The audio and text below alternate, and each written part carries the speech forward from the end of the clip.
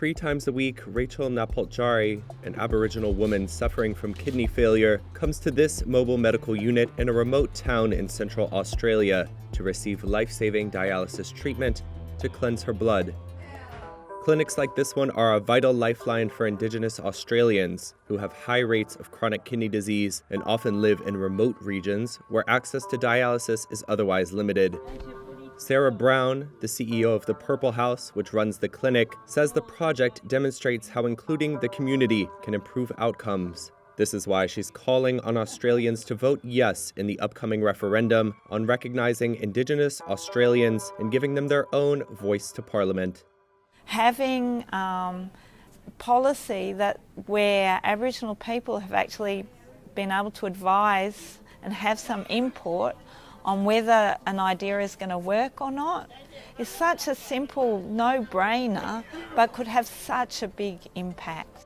Aboriginal and Torres Strait Islander people, who make up only 3.8% of Australia's population, are more than twice as likely as non-Indigenous people to have chronic kidney disease. Brown calls it a disease of, quote, poverty, dispossession, and powerlessness that became widespread in the transition from a semi-nomadic lifestyle to reliance on processed foods. 55-year-old Napoltjari has been on dialysis for 6 years and will need it for the rest of her life unless she receives a kidney transplant.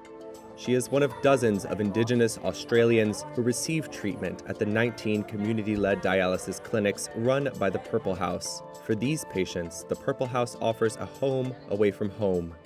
We don't have flasher machines, or we have experienced nurses, but they're not more experienced than anywhere else. The only difference is that people are running this place together and they get to control what happens to them, and they can help other communities out. It's pretty inspiring, really. Because the clinics are located close to remote Aboriginal communities, Indigenous Australians receiving dialysis are able to preserve cultural ties. Dialysis takes 5 hours every second day, so 3 times a week for the rest of your life. So if you're from a really remote community, then you have to pack up your life and move to town to stay alive. So we were starting to return people to their families and their country, to take part in community life, to look after their sacred sites, to pass on their cultural heritage to the next generation.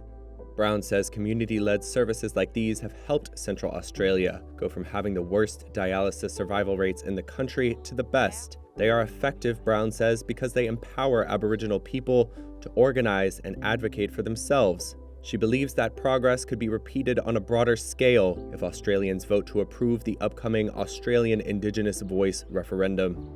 So by enshrining it in the Constitution, it actually gives people a chance to make some sustainable change. And what I think we will find is a fairer, more equitable Australia. And I think we should all be really proud if we manage to get this through. I can't even think or talk about the alternative to that.